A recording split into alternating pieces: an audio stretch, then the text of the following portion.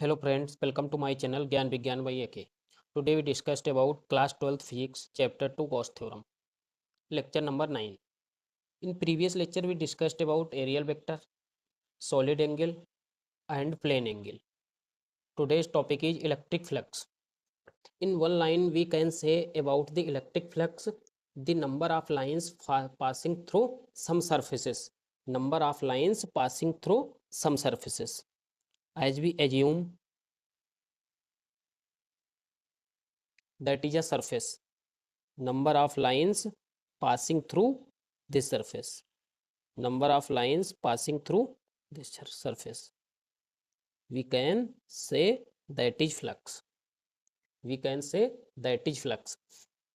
यहाँ से जितनी लाइन जा रही हैं उतनी ही निकल रही हैं, तो इसको हम क्या बोल देंगे, ये हमारा फ्लक्स हो गया, इलेक्ट्रिक फ्लक्स। ये कोई प्लेन सरफेस है, इलेक्ट्रिक फील्ड में रखा हुआ है।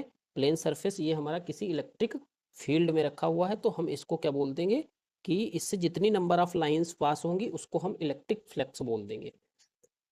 इलेक्ट्रिक फ्लक्स अभी एक समझ लेते हैं टर्म थोड़ा। फ्लक्स फ्लक्स क्या होता है, जैसे हम लोग अगर वाटर का देखें तो वो वाटर फ्लक्स हो जाएगा। कहीं से एयर पास हो रही किसी सरफेस से बहुत ज़्यादा है तो वो फिर एयर फ्लक्स हो जाएगा। वाटर पास हो रहा है तो उसको हम बोल देंगे वाटर फ्लक्स।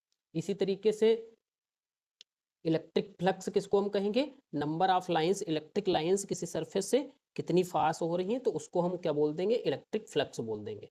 अब हम थोड़ा और इसको एक्सप्लेन करके समझ सकते हैं। मान लो ये कोई सरफेस है हमारा, ये कोई सरफेस है, ये कोई सरफेस है, यहाँ से लाइंस जा रही हैं, इस तरीके से लाइंस जा रही हैं।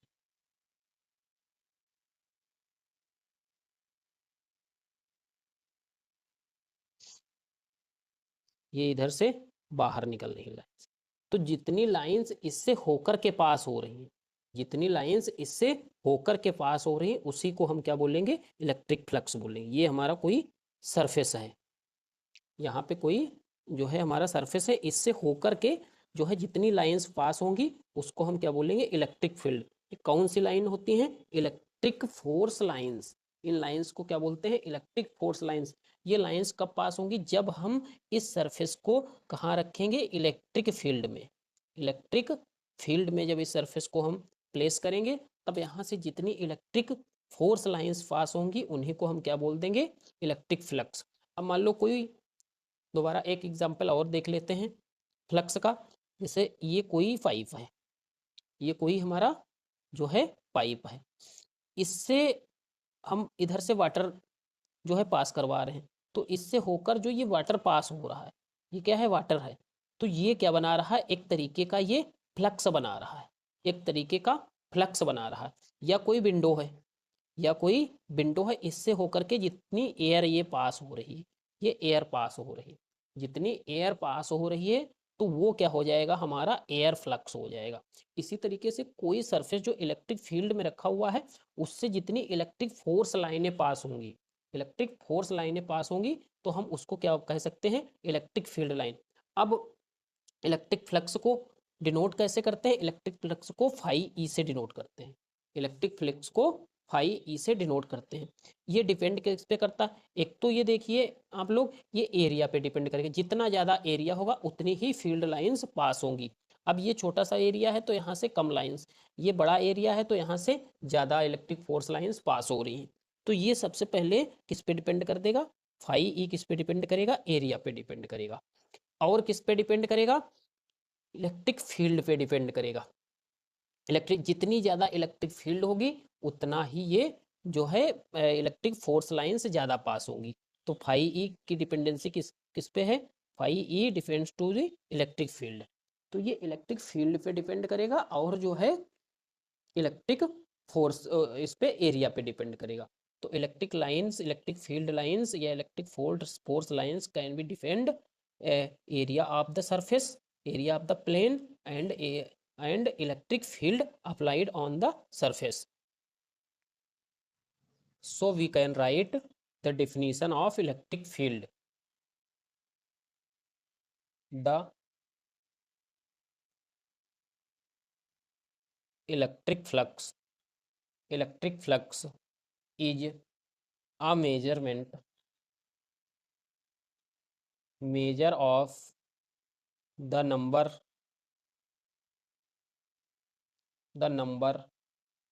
Of electric force line, electric force line, electric force line passing passing through some surface passing through some surface held on electric field, held on electric field, कहाँ रखा हुआ है? इलेक्ट्रिक फील्ड में रखा हुआ है, तो हम उसको क्या बोल देंगे? Electric flux, electric flux. अब हमें इस पूरे एरिया का हमें इलेक्ट्रिक फ्लक्स फाइंड करना है, तो हम क्या करेंगे? कोई भी एक जो है सरफेस ले लेंगे, उसमें एक छोटा सा एलिमेंट मान लेंगे, एक जो है छोटा सा सरफेस या एरिया एलिमेंट ले लेते हैं, छोटा सा एरिया एलिमेंट हमने ले लिया DA। अब छोटा सा एलिमेंट लेकर के उसको इंटीग्रेट कर देंगे तो हमें टोटल जो है इलेक्ट्रिक फ्लक्स मिल जाएगा। अब ये छोटा सा एरिया लिया, इसका एरिया वेक्टर कहाँ जाएगा? परपेंडिकुलर होगा, नॉर्मल टू द प्लेन। ये हमारा एरिया वेक्टर हो गया, एरिया वेक्टर हो गया। ये इससे इलेक्ट्रिक फील्ड हो गई, इलेक्ट्रिक फील्ड। ये एरिया वेक्टर जो है इलेक्ट्रिक फील्ड के परपेंडिकुलर या इलेक्ट्रिक फील्ड के नॉर्मल पे होता है। तो इस तरीके से, अब इसमें हम 3D तो बना नहीं सकते, तो ये एक्चुअली एरिया वेक्टर इस तरीके से है और इलेक्ट्रिक फील्ड इस तरीके से है सरफेस पे। ये एरिया वेक्टर हमारा जो है, ये छोटा सा एलिमेंट हमने ले लिया इसका DA, ये क्या ले लिया? DA। अब फाई हमारा किस पे डिपेंड करता है? एरिया पे और इलेक्ट्रिक फील्ड पे। तो यहाँ पे क्या लिख सकते हैं? Phi E is equal to EA, phi E is equal to EA। अब चूंकि यहाँ पे हमने छोटा सा एलिमेंट लिया है, तो हम क्या लिख लेंगे? D phi is equal to EDA, D phi is equal to EDA। अब इसको क्या करें हम लोग? इंटीग्रेट कर दें, और ये दोनों हमारी क्या है? इलेक्ट्रिक फील्ड और एरिया वेक्टर दोनों ही वेक्टर क्वांटिटी हैं। तो ये इसको हम क्या करेंगे? इंटीग्रेट कर देंगे। D phi E is equal to integration, area लिया है, एरिया EDA, EDA, ई तो हमारा बाहर आ जाएगा, डी फाई ई बाहर आ गया constant, EDA, EDA, E dot DA। Area vector और इसके बीच में यदि एंगल थीटा बन रहा है, तो हम इसको क्या लिख सकते हैं? D phi E is equal to EDA cos theta, EDA cos theta. क्योंकि गॉस थ्योरम है, ये क्लोज्ड सरफेस के लिए अप्लाई होती है, तो हम इसको क्लोज्ड इंटीग्रल लेके चलते हैं। इसको क्या लेके चलते हैं? Closed integral. तो यहाँ से हमारा कंप्लीट फार्मूला लिखना चाहें तो ये हो जाएगा phi E is equal to closed integral EDA cos theta, EDA cos theta. इस फार्मूले से किसी भी सरफेस एरिया का EDA cos theta, electric flux किसी भी क्लोज्ड सरफेस का हम इलेक्ट्रिक फ्लक्स फाइंड कर सकते हैं। ये हमारा फार्मूला है। अब इसकी कुछ कंडीशंस हैं, वो देख लेते हैं। मतलब क्या हो गया? Phi E closed integral A vector EDA, या phi E is equal to क्या लिख सकते हैं? Closed integral EDA cos theta. E और कॉस थीटा बाहर आ जाएगा, phi E is equal to E cos theta closed integral DA। तो E phi E is equal to E cos theta DA का ये हमारा A हो जाएगा। तो phi E is equal to क्या लिख सकते हैं? EA cos theta, EA cos theta. ये हमारा एक फार्मूला बन गया। अब यहाँ पे स्पेशल केसेस इसके लिए क्या है? इफ फर्स्ट केस क्या है हमारा? इफ थीटा, ये एंगल थीटा पे भी तो डिपेंड करेगा कि ये एरिया वेक्टर और जो है इलेक्ट्रिक फील्ड के बीच में कितना एंगल है। If theta is equal to 0, तो ये हमारा हो जाएगा phi E is equal to EA cos zero, phi E is equal to E A, phi E is equal to E A. अब phi E is equal to, जब zero angle होगा electric field और area vector के बीच में, zero angle होगा तो ये, तो यहाँ से क्या होगा, फ्लक्स मैक्सिमम, फ्लक्स क्या होगा, मैक्सिमम। तो इसकी कंडीशन क्या हो सकती है, मान लो ये जो फ्लक्स पास होगा वो मैक्सिमम फ्लक्स पास होगा, सेकेंड कंडीशन। दूसरी कंडीशन क्या है, if theta is equal to zero. अब कैसा है, इलेक्ट्रिक फील्ड और एरिया वेक्टर एक दूसरे पे पैरेलल हैं। कैसे, एरिया वेक्टर और इलेक्ट्रिक फील्ड एक दूसरे के पैरेलल हैं। जब एक दूसरे के पैरेलल हों, थीटा इज इक्वल टू क्या होगा, theta is equal to, angle हमारा कितना हो जाएगा, 90 डिग्री। तब फार्मूला क्या बनेगा, phi is equal to E A cos 90। तो phi is equal to E A cos 90 की वैल्यू जीरो, तो फ्लक्स हमारा कितना हो जाएगा, जीरो। तो यहाँ से फ्लक्स क्या कह सकते हैं, फ्लक्स पास ही नहीं होगा क्योंकि फ्लक्स हमारा जीरो हो गया। अब ये किस तरीके की कंडीशन होगी कि इधर ही इलेक्ट्रिक फील्ड है और जो है इधर ही एरिया वेक्टर भी तुम्हारा है और इलेक्ट्रिक फील्ड भी सेम ही है, एरिया वेक्टर और इलेक्ट्रिक फील्ड सेम ही कंडीशन में है। तो यहाँ से इलेक्ट्रिक फील्ड लाइन या इलेक्ट्रिक फोर्स या इलेक्ट्रिक फ्लक्स यहाँ से पास नहीं होगा क्योंकि इलेक्ट्रिक फ्लक्स यहाँ पे जीरो आ रहा है। नेक्स्ट थर्ड कंडीशन क्या है, if lines entering the plane surface normally, plane surface normally अगर एंटर कर रही, इस तरीके की कुछ सिचुएशन है,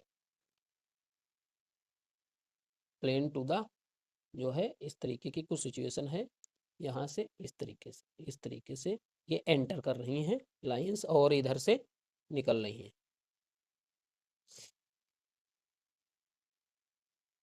तो ये जो होगा ये हमारा एरिया वेक्टर पॉजिटिव होगा और जो एंटरिंग वाली होंगी ये हमारा एरिया वेक्टर वो इलेक्ट्रिक फ्लक्स, ये हमारा फाई ई क्या होगा, निगेटिव होगा, फाई ई निगेटिव होगा और ये फाई ई पॉजिटिव होगा। तो यहाँ पे इनके इसके बीच कितना एंगल बनेगा, 180। तो थीटा इज इक्वल टू 180, तो हो जाएगा phi E is equal to E A cos 180। तो phi is equal to E A minus का कॉस 180 कितना, माइनस का 1 ई ए। तो ये हमारा क्या हो गया, निगेटिव फ्लक्स हो गया। तो इसको क्या कहेंगे, निगेटिव फ्लक्स। ये कंडीशन हमारी कब बनेगी, जब जो है इलेक्ट्रिक फील्ड लाइंस किसी सरफेस में एंटर कर रही हैं, किसी सरफेस में एंटर कर रही हैं, तब ये कंडीशन हमारी बनेगी, इलेक्ट्रिक फ्लक्स वहाँ पे क्या होगा, निगेटिव हो जाएगा। नेक्स्ट है हमारा electric flux density. Electric flux density क्या होता है, इन एन इलेक्ट्रिक, इसकी डिफिनीशन आ जाती एग्जाम में है तो इसको डिफिनीशन हम लोग समझ लेते हैं। Electric flux, electric field, in electric field the ratio of electric flux, the ratio of electric flux phi E through, electric flux phi through a surface to the area, surface to the area A of the surface, area A of the surface is called electric flux density, is called electric flux density, electric flux density, electric flux density. तो electric flux density is equal to हो जाएगा phi ई अपान में ए, phi ई अपान में A. तो यहाँ से हो जाएगा इलेक्ट्रिक फ्लक्स डेंसिटी, फाई जानते हैं ई ए अपान में ए, तो electric flux density equal to electric field. ये हो जाएगा electric flux density equal to electric field. तो यहाँ से कह सकते हैं the unit of electric flux density is same as electric field. Electric field देख लेते हैं यूनिट इसका। यूनिट फार्मूला क्या होता है, phi is equal to E A cos theta. E A cos theta. Phi इसका हमारा क्या हो जाएगा, इलेक्ट्रिक फील्ड न्यूटन पर coulomb into metre square. Area का हमारा हो जाएगा मीटर स्क्वायर। तो यहाँ से ये हो जाएगा newton metre square coulomb inverse. Newton metre square coulomb inverse. और इसको हम E is equal to V upon में M, volt metre inverse, V M inverse भी जो है से डिनोट कर सकते हैं। डायमेंशन, इसका डायमेंशन देख लेते हैं।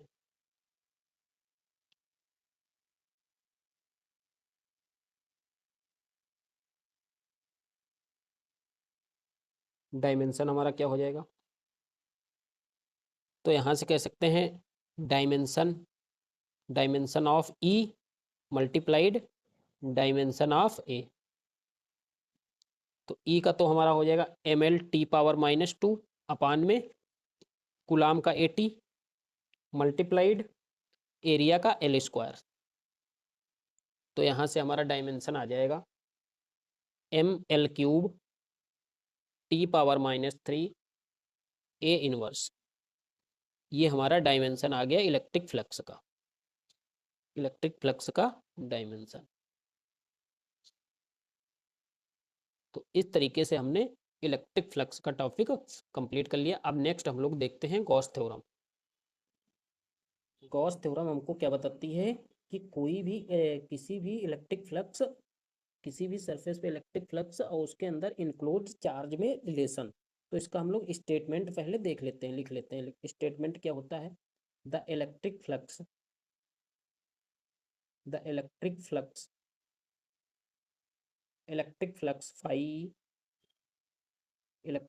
Phi throw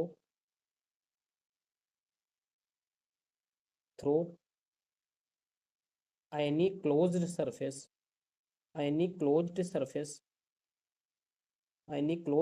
is equal to 1 upon epsilon naught times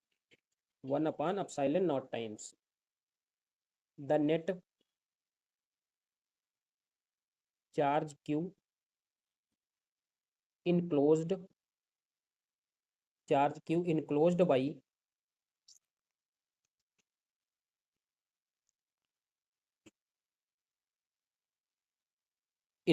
by the surface. ये हमारा स्टेटमेंट गिवन है। अब इसका हम लोग प्रूफ देख लेते हैं। अब यहाँ पे हमने क्या किया है, एक कोई सरफेस लेट कर लिया है, एक जो है बड़ा सा कोई सरफेस लेट कर लिया है, सरफेस जिसका एरिया ए है। ये सरफेस यहाँ पे प्लस क्यू चार्ज कोई ओ पॉइंट पे जो है प्लेस्ड है।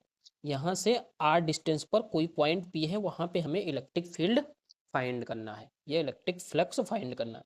इसका एरिया वेक्टर का डायरेक्शन एन कैप है और इलेक्ट्रिक फील्ड और एरिया वेक्टर के बीच में एंगल कितना है हमारा, थीटा है। ये कोई छोटा सा हमारा सरफेस एरिया है डी ए।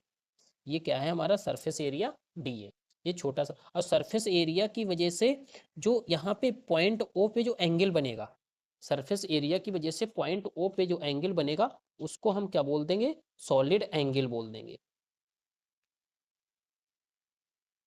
जो सरफेस एरिया की वजह से सेंटर पे जो एंगल बनता है, पीछे हम लोग पढ़ चुके हैं, किसी सरफेस एरिया की वजह से जो सेंटर पे एंगल बनता है उसको हम सॉलिड एंगल बनते हैं। अब किसी आर्क की वजह से जो सेंटर पे एंगल बनता है उसको हम क्या बोलते हैं, प्लेन एंगल बोलते हैं। जैसे प्लेन एंगल दोबारा समझ लेते हैं, ये सेंटर है और इसकी आर्क की वजह से ये जो एंगल बना, ये आर्क है, आर्क की वजह से जो ये एंगल बन रहा है इसको हम बोल देते हैं प्लेन एंगल। और ये जो पूरे सरफेस एरिया, जो ये पूरा हमने छोटा सा एक सरफेस एरिया एलिमेंट लिया है, इसकी वजह से जो एंगल बन रहा है, इसको हम बोलते हैं सॉलिड एंगल। इसको डी ओमेगा से रिप्रेजेंट किया जाता है।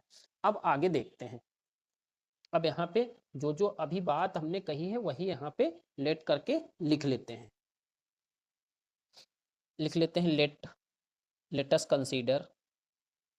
Latus consider a point charge plus Q at O inside a closed surface A closed surface A and dA be a small area element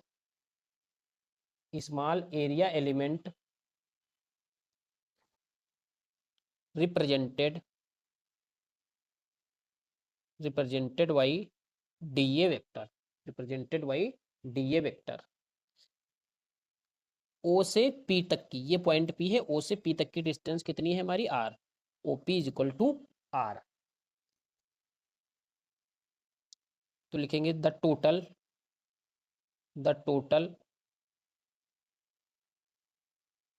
normal electric flux through a area element DA. अब इस छोटे से area element DA से होकर के कितना flux pass होता है, फार्मूला हमें पता है, D phi is equal to E D A cos theta. ये हमारा जो है फार्मूला होता है, D phi is equal to E D A cos theta, where theta angle between electric field E and area vector DA. ये जो हमारा angle theta है, इलेक्ट्रिक फील्ड ई और एरिया वेक्टर जो ये बना हुआ है, इसके बीच का हमारा एंगल है। अब आगे देखते हैं। E is equal to electric field हमें फाइंड करनी है, तो इलेक्ट्रिक फील्ड हमारी क्या हो जाएगी इस पॉइंट पे, E is equal to 1/4 pi epsilon naught Q by R square. किसी पॉइंट पे इलेक्ट्रिक फील्ड हमारी कितनी एक्सियल पोजीशन में हम लोगों ने देखा था, E equal to 1/4 pi Q by R square. किसी जो है पॉइंट पे हमें इलेक्ट्रिक फील्ड आर डिस्टेंस पे कोई पॉइंट पी है, इस पे हमें इलेक्ट्रिक फील्ड फाइंड करना हो तो E equal to 1/4 pi epsilon naught Q upon R square. Value put कर देते हैं इस इक्वेशन में, ये 1 है इक्वेशन। वैल्यू पुट करेंगे तो क्या आ जाएगा हमारा, D phi is equal to Q upon 4 pi epsilon naught D A cos theta upon में आर स्क्वायर। अब यहाँ पे बट हम लोग जानते हैं ये क्या हमारा बन रहा है, एक सॉलिड एंगल बन रहा है। ये हमारा क्या है, solid angle, but D A cos theta upon में आर स्क्वायर, ये हमारा क्या है, एक सॉलिड एंगल है। सॉलिड इसको किससे हम लोग रिप्रेजेंट करते हैं, डी ओमेगा से। तो यहाँ पे हम लोग क्या लिख सकते हैं, डी ओमेगा। तो D phi E is equal to Q upon 4 pi epsilon naught multiplied D omega. ये हमारा आ गया।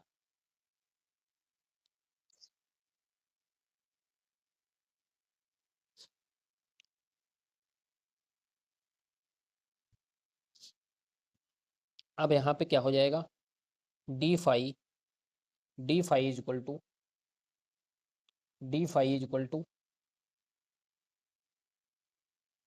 Q upon 4 pi epsilon naught D omega. Total flux हमें फाइंड करना हो तो हम क्या लिखेंगे, total normal flux phi entire surface A, entire surface A, ये हमने किसकी वजह से निकाला है इलेक्ट्रिक फील्ड? छोटे से एरिया एलिमेंट की वजह से। लेकिन इस पूरे सरफेस एरिया, इस ये हमने जो है छोटे से एरिया एलिमेंट के लिए ये हमने इलेक्ट्रिक फ्लक्स निकाला है। और इस पूरे इंटायर सरफेस के लिए, इस पूरे इंटायर सरफेस ए के लिए, सरफेस एरिया ए के लिए इलेक्ट्रिक फ्लक्स कितना होगा? तो हम इसको क्या करेंगे, इंटीग्रेट कर देंगे, हमारा टोटल जो है निकल के आ जाएगा। लिखेंगे D phi E equal to closed integral Q upon 4 pi epsilon D omega. तो ये तो फाई ई हो जाएगा, ये हमारा कांस्टेंट टर्म है, Q upon 4 pi epsilon naught, और ये हमारा डी ओमेगा। अभी हमने पीछे प्रूव किया था डी ओमेगा की वैल्यू कितनी होती है? 4 पाई। 4 पाई कहाँ से आया था, एक बार उसको देख लेते हैं।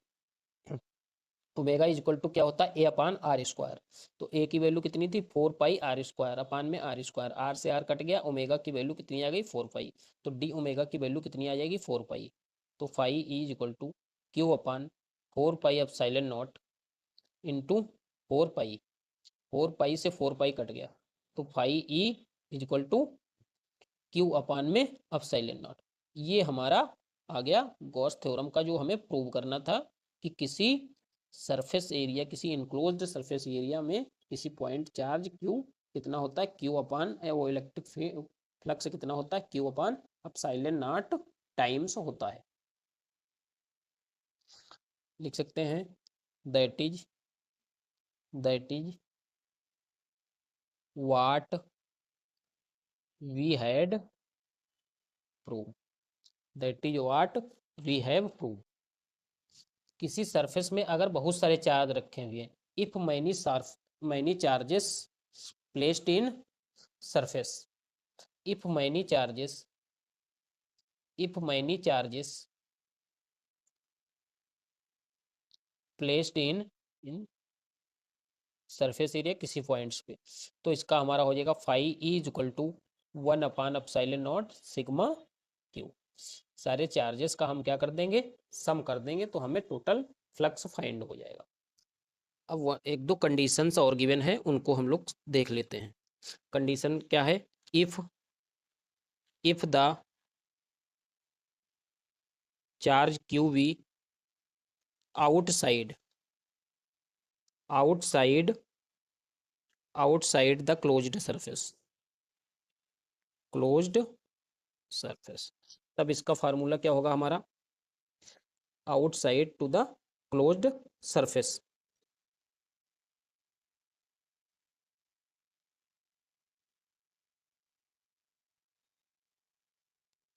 Then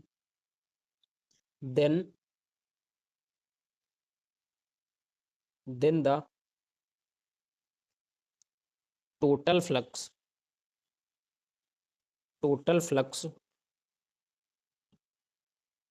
through the surface is zero. तो हमारा टोटल सरफेस के थ्रू टोटल फ्लक्स कितना हो जाएगा? जीरो हो जाएगा। दूसरी कंडीशन देख लेते हैं। Gauss theorem valid only for closed surface. Gauss theorem को सिर्फ और सिर्फ क्लोज सरफेस पे हम लोग अप्लाई कर सकते हैं। Gauss theorem mainly used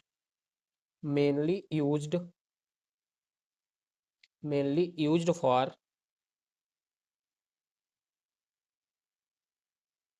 symmetrical charge